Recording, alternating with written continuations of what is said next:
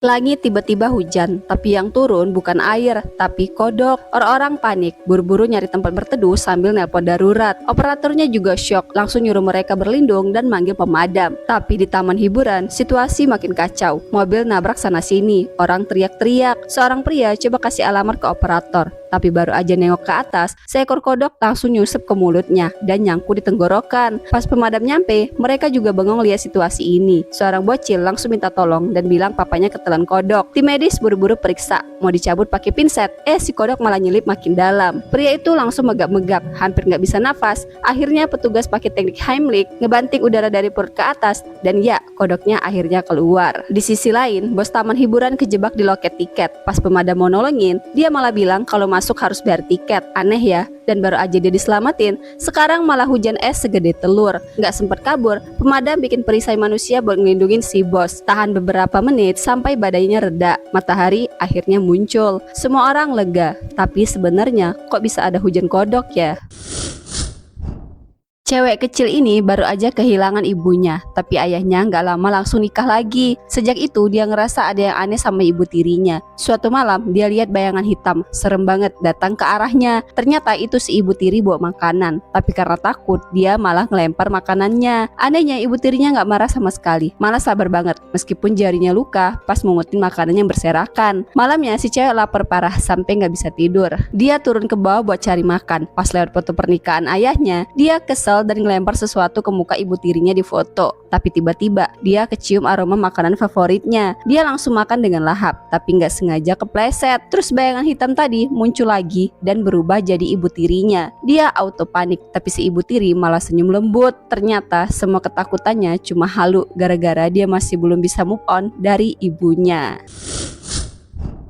Baru naik lift, tiba-tiba kecepatannya makin gak masuk akal. Sekali tarik, langsung ngebut kayak roket. Bukannya berhenti di lantai tujuan, malah naik terus dengan kecepatan yang luar biasa. Penumpang langsung panik, ada yang teriak, ada yang lemes, bahkan bocil sampai muntah. Tombol darurat ditekan, tapi gak ada efek. Lift terus melesat sampai akhirnya lantainya pecah. Beberapa orang jatuh dari lantai 80.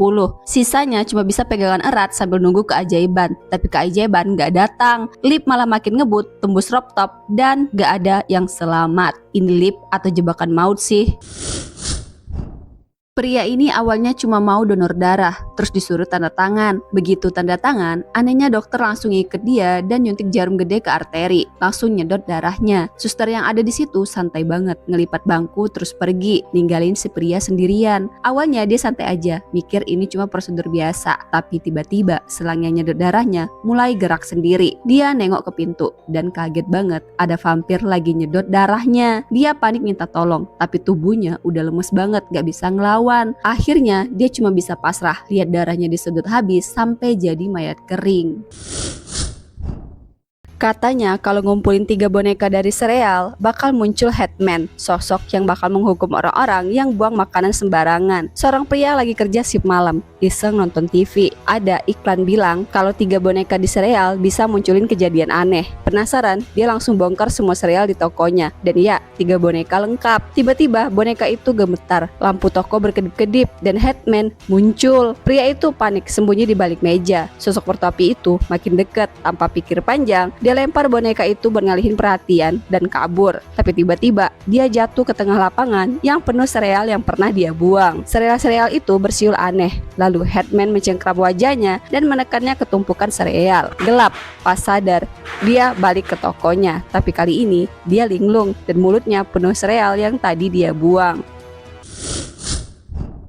Di pantai ini ada mitos kalau nemu cincin jangan diambil, apalagi dipakai di kelingking. Soalnya ada yang bakal ngikutin. Tapi cewek ini gak percaya. Dia lagi bersihin pantai, terus lihat cewek dada-dada ke dia. Dia balas lambaian itu. Pas air laut surut, dia nemu cincin safir biru. Seneng banget, langsung dipakai di kelingking. Terus dia lanjut bersihin sampah. Tapi makin lama, sampah yang dia temuin makin aneh. Baju dalam perempuan, kain putih, bahkan rambut. Tiba-tiba dia lihat jejak kaki berdarah. arah. Dia penasaran, dia ikutin jejak itu. Sampai di ujung, dia nemu gundukan rambut. Pas disentuh, tangannya langsung merah kena darah. Jantungnya makin kencang. Dia coba gali lagi dan kaget setengah mati. Di bawah pasir itu, dia nemu telinga manusia. Masih anget. Cewek ini panik, mau kabur. Tapi pas nengok, ada seseorang wanita pegang pisau lari ke arahnya. Dan akhirnya, cewek ini jadi korban selanjutnya. Seorang cowok lagi ngincer cewek cakep di jalan, tapi fokusnya langsung buyar gara-gara cewek itu nggak sengaja ngejatuhin duit. Si cowok tanpa pikir panjang langsung masukin ke kantong, tapi dia nggak tahu itu semua jebakan. Gak lama si cewek ngulang lagi trik yang sama. Kali ini yang nyantol pria berewokan, mukanya langsung berseri lihat duit segitu. Di tempat lain ada pria sederhana yang baru gagal wawancara, lapar, stres dan nyaris nyerah. Tapi tiba-tiba cewek tadi lewat dan ngejatuhin setumpuk duit pas banget di depannya. Pria itu sempat bimbang, tapi akhirnya milih balikin uang itu. Nggak disangka pilihan itu ngerubah hidupnya. Ketiganya akhirnya ngelamar di kantor yang sama. Dua cowok pertama ngeledek si pria baik, bilang dia nggak bakal lolos, bahkan dikasih ongkos pulang. Tapi pas mereka masuk ke ruang wawancara, kaget ternyata si cewek yang suka ngejatuhin duit itu adalah si bos HRD. Dan dia udah mutusin dua cowok pertama buat langsung dicoret. Dan si pria baik akhirnya diterima jadi wakil direktur.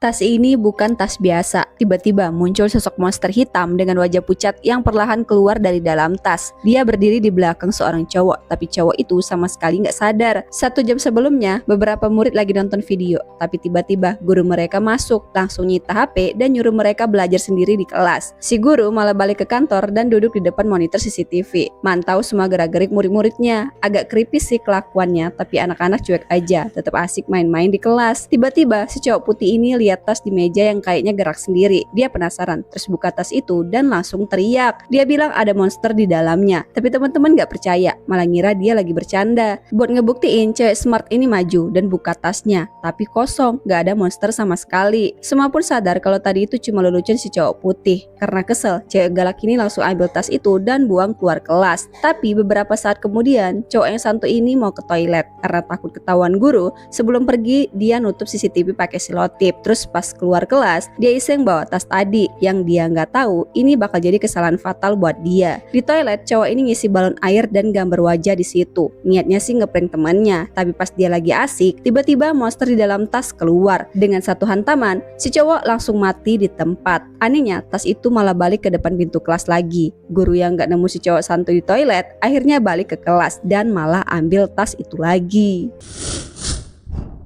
Ada seorang pria yang sekarat, pahanya ditembus besi, tapi yang bikin merinding, dia punya 4 tangan dan 4 kaki, mirip manusia laba-laba. Parahnya lagi, semua orang di gedung itu juga berubah jadi bentuk aneh, cuma gara-gara gempa. 24 jam setelah kejadian, tim penyelamat sampai di lokasi. Nah, wanita ini yang seorang anggota FBI langsung sadar ada yang gak beres. 2 gedung di situ kayak bergeser gak sejajar, tapi yang lebih serem, di dalam gedung isinya mayat-mayat yang bentuknya absurd. Ada yang kepalanya 2, ada yang perutnya nambah 1 kepala lagi.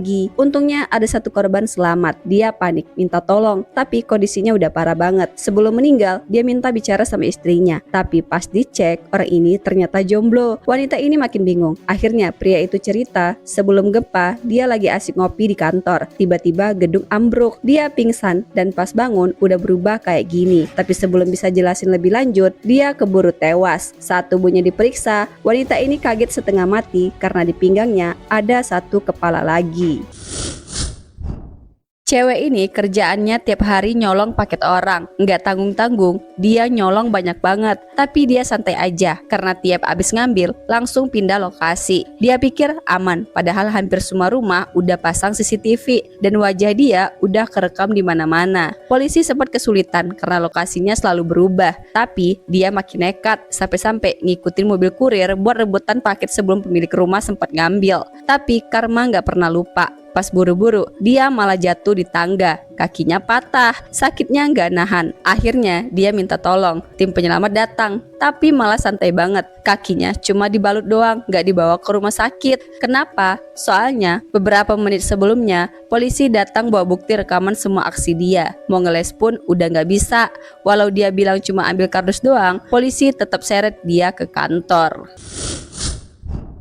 Cewek ini lagi asik berendam, tiba-tiba pintu kamar mandi kebuka dikit, ada tangan yang masuk. Dia nengok tapi nggak ada siapa-siapa, nggak kepikiran aneh-aneh, dia lanjut mandi. Tapi pas merem sebentar, tiba-tiba dia ngerasa pindah tempat. Begitu buka mata, dia udah ada di lorong apartemen. Suasana makin nggak beres, ada suara aneh di sekitar. Dia nengok ke bawah, tiba-tiba ada sosok bertopeng dan sosok itu langsung lari ke arahnya. Panik, dia naik ke atas, tapi di atas malah ada bayangan lain. Dia coba kabur ke kamar, tapi pintunya malah kelok. Saat itu ada cowok turun dari atas, itu tetangganya. Dia sempat lega sampai si tetangga berhenti, pelan-pelan nengok, dan ternyata dia pakai topeng yang sama. Belum sempat lari, si cewek tiba-tiba balik ke rumahnya sendiri. Tapi anehnya, dia lagi-lagi kebawa ke lorong. Dia pikir tadi cuma mimpi, tapi pas mau masuk rumah, si topeng muncul lagi. Seketika dia balik ke bathtub, pintu kebuka sendiri, dan pria bertopeng itu makin dekat. Dia nggak bisa gerak. Pas hampir dimakan, tiba-tiba dia bangun. Baru lega, tiba-tiba ada yang narik dia ke dalam air, dan dia pun akhirnya hilang.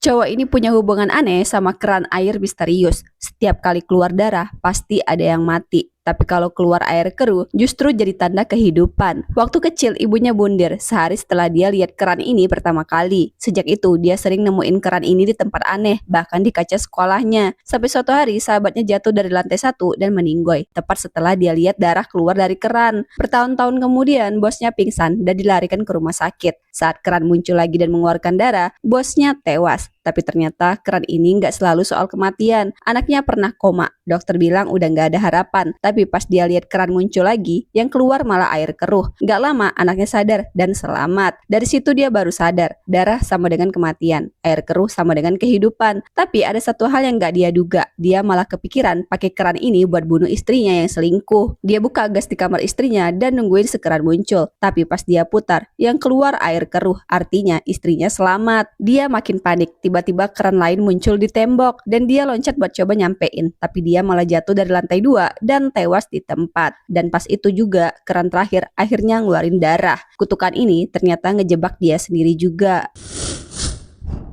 Seorang nenek ditembak panah di leher, tapi bukannya tewas, dia malah santai nelpon polisi sendiri. Gimana ceritanya? Jadi, dua bocah nakal lagi main panahan di rumah. Pas ayah mereka coba hentikan, satu anak malah gerakin kepalanya. Panahnya meleset dan ya nancap ke leher tetangga, yaitu si nenek. Pas tim penyelamat datang, neneknya baik-baik aja, malah ngeluh ke petugas. Dokternya sampai syok karena siapa yang bisa hidup habis lehernya ketusuk panah. Setelah dicek, tekanan darah dan detak jantungnya normal, tapi pas lehernya diraba, ternyata ada benjolan. Dugaan kuat, itu tumor yang udah hampir nutup jalan nafas, dan si panah justru ngebuka jalurnya. Tapi sayangnya, neneknya tetap nggak mau dibawa ke rumah sakit. Padahal dokter bilang, panahnya memang nyelamatin dia, tapi tumor itu tetap harus diangkat. Dokternya udah kasih peringatan, kalau panahnya nggak dicabut dengan prosedur medis, tumornya bisa kambuh dan lebih parah. Tapi nenek ini keras kepala, tetap nolak perawatan lebih lanjut. Jadi akhirnya dia nggak ke rumah sakit. Nenek ini bukan cuma kuat, tapi keras kepala level dewa.